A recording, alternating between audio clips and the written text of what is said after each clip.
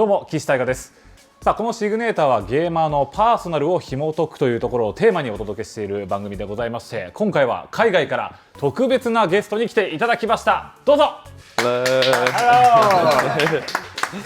Hello guys. My name is Benji, also known as benjyfishy. I'm a professional VALORANT player for Team Heretics, former Fortnite professional player, and also streamer, YouTuber, all sort of stuff. And I'm in Japan. よろしくお願いします。ありがとうございます。さあというわけで、今回はVALORANTのチャンピオンズで惜しくも準優勝でしたけれども、チームヘレティックスからbenjyfishyさんにお越しいただきました。Make gamers more significant シグネータ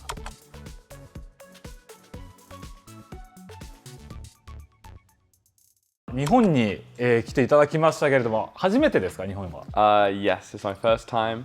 It's always been my dream to come to Japan. My two countries that I always wanted to visit was South Korea and Japan. Since I just finished South Korea for Champions, I thought I might as well come to Japan. これ日本で何かこう行きたい場所とか食べたいものとかってあったりするんですか？ So when I first arrived, I spent one night in Tokyo, and then the past 2 days I've been in Kyoto.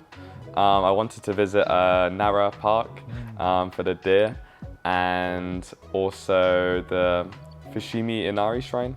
So I did those the last few days. It was amazing. And then I'm going to be spending some time now in Tokyo, and then go to Fuji for my last few days. The food I wanted to try the most was the sushi here, and I got to try it on the first day. And it was the best sushi I've ever had in my life. So yeah, it's been really good so far. これ日本今ちょうど台風が来ててね大変だったと思いますけど、京都とかねこう奈良では、多分鹿とかいたんじゃないですか。Windia? Yeah. 雨は降ってました？ Kind of. It wasn't too bad. I had an umbrella, so I mean, when it did rain, it was fine.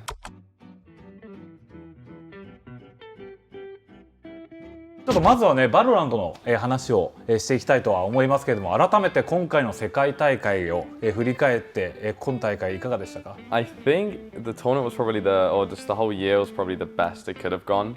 I mean, obviously we could have won a tournament, but my team and everyone, we were basically all rookies. So we were hoping, for me, my goal was to make maybe like one international event, 2 international events. But we made every single one, and we got second in 2 of them. Yeah, I mean, I can't really ask for much more, It's sad when you realize how close we were to becoming world champions, but at the end, it's been a few days of being able to look back and reflect on the whole year, and it was really special. 2024年でチームヘレティックスが急激にこう進化をしていった、すごくこう成長を感じた1年だったと思いますけれども、その要因ってどこにあると思ってますか？ To be honest, I feel like we always had it in us. When we made the team, a lot of people thought we were going to be really bad, and they didn't know anything about our roster, like our players. They kind of just assumed we were bad. But for me, I knew we were already going to be really good from before kickoff at the start of the year. And we were able to prove it where we made Masters Madrid and got second in Europe. I always knew that we had the potential to be world champions. It was kind of just committing to practice and, everyday consistency, trying to improve, and we did that throughout the whole year. So that's why I think we were so good. もともと僕もそのチームヘレティックスの今のメンバーの対戦を見たのが昨年のレッドブルホームグラウンドの EMEA の予選で、確か3位だったのかな。アマチュアのチームとこう対決したりして結局敗れてしまって、結局フットが日本に来たんですけど、あの時にヘレティックス正直大丈夫かなと思ってました。ただそこからやっぱりこう練習を積み重ねてきたっていうのが多分今回の結果につながってると思いますけれども、あのレッドブルホームグラウンドの予選から、キックオフの最初に至るまでどういったこう練習を積み重ねてきたんでしょうか？ For the Red Bull qualifier in Turkey, we had only been together as a team for around 1 week. We'd only started practice like for 7 days, and it's very tough when you have high expectations on your team, but you're losing to tier 2 teams when behind the scenes you haven't really been able to practice. So we kind of just took the time to from Red Bull to kickoff to just carry on practicing what we know is going to make us the best, and what we believe always is that makes us the best is focusing on like the fundamentals, the basics, having good communication, having good trading, and also just playing the game a lot and being like a family. I think if you're not close with your teammates, you're never going to be able to become world champions. Because if there's any sort of like inner conflicts, then it's a lot harder. Maybe it's not impossible, but it's a lot harder. So we kind of took, we took the approach when we made the team to just get a good group of friends, and I think we were pretty successful with that. あと気になる部分があって、今年のキックオフで僕はチームヘリティクスとカーマインコープのセットアップのうまさであったりとか、バロラントのうまさに僕はすごく驚きを感じて、今年1年はこの2チームが引っ張っていくっていう考えを僕持ってたんですけども、チームヘリティクスが非常にうまく今大会、今シーズンを終えて、カーマインコープは残念ながらチャンピオンズに行けなかった。その成長の差があったと思うんですけど、近くにいたベンジー・フィッシーさんはどう思ってるのか。I mean, I don't know the real story behind it.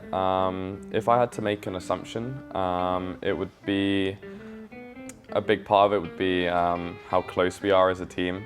Every team is going to have problems, like inner problems where people, the public are not going to be able to understand what's happening or stuff like this, or they're losing for some reason. But for us, when we had these problems, we always dealt with them, and we dealt with them because we're really close friends, and we're open with each other, we're honest.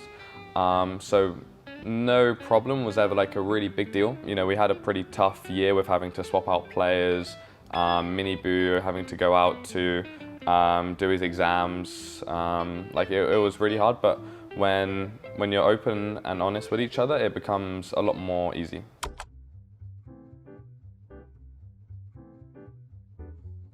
あとやっぱり移行のタイミングとどうしてヘレティクスに入ったのかっていう経緯もできればね教えていただきたいと思います。I mean, there was a big gap between me swapping to Valorant and joining Team Heretics, but I'll start with the reason I swapped to Valorant in the beginning was when I was playing Fortnite, I was like, for most of the time I was having a lot of fun. Like I was able to play a lot, I was streaming it, people could watch me having fun, but it got to a point where I played so much that eventually I just got bored of it.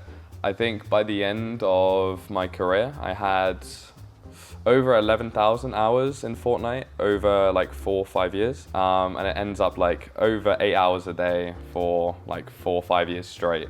So I was playing like a lot, and I feel like even when you're super passionate about something, eventually you're gonna start getting bored of it. So I kind of wanted to take a risk and try find something that I enjoyed, because for me, the reason I always wanted to be a pro gamer was to have a job that I had fun with, and gaming was the thing that I found the most fun. Yeah, I mean, I just wanted to take a risk and enjoy something, so I decided to kind of just go for it. And in my head, I was kind of like, if it doesn't work out, at least I tried. I ended up choosing Heretics because I knew they weren't great last year, or like, I knew they weren't the best team in Europe, but I knew it would at least get my kind of name out there, because I've been playing in Tier 2 before joining Heretics and I was doing good, but you can't really compare the viewership of EMEA Tier 2 to Tier 1. So I kind of saw it as a way to try prove myself and get people to recognize that I do deserve to be in VCT. And I feel like I've done it pretty well this year, so yeah, I'm really happy that I joined Heretics. 確かにね、いろいろフォートナイトでやっぱり活躍したからこそ、やっぱりリスクを負わなきゃいけないという気持ちはね、あると思いますけど、そこまでしてね、バロラントに入ってくれたっていうのはすごく嬉しいし、今ね、我々も実況していて楽しい部分でありますけれども。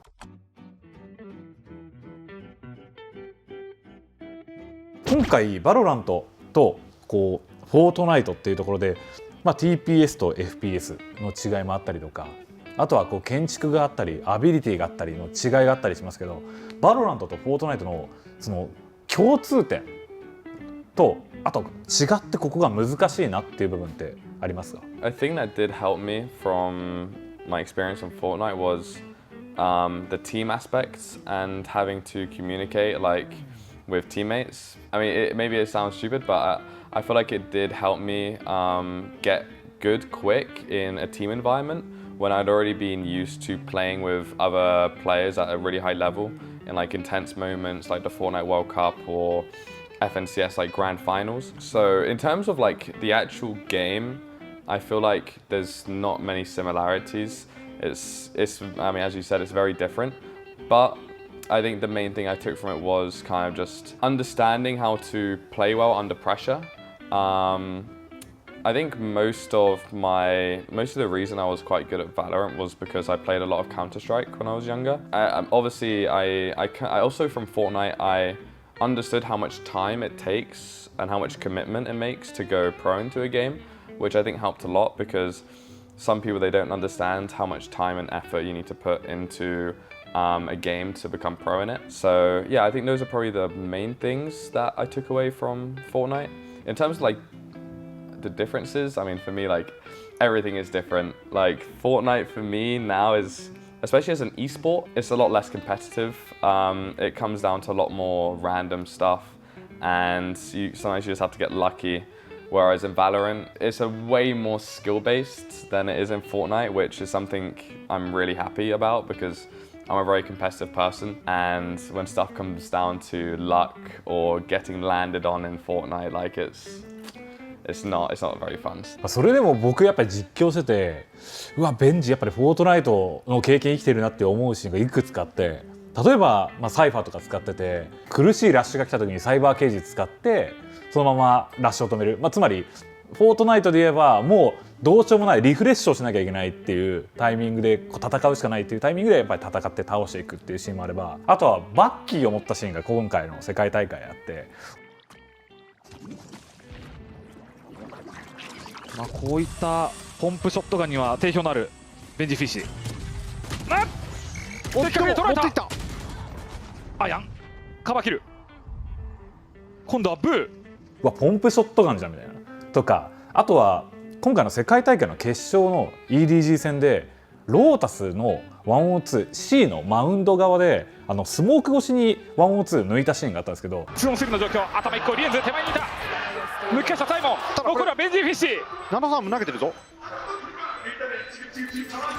ナノサームハーフまで行ったが降りてしまった。もう解除ができないか。いやワンチャンスですね。2人であれば解除ができるか。音は聞こえるか。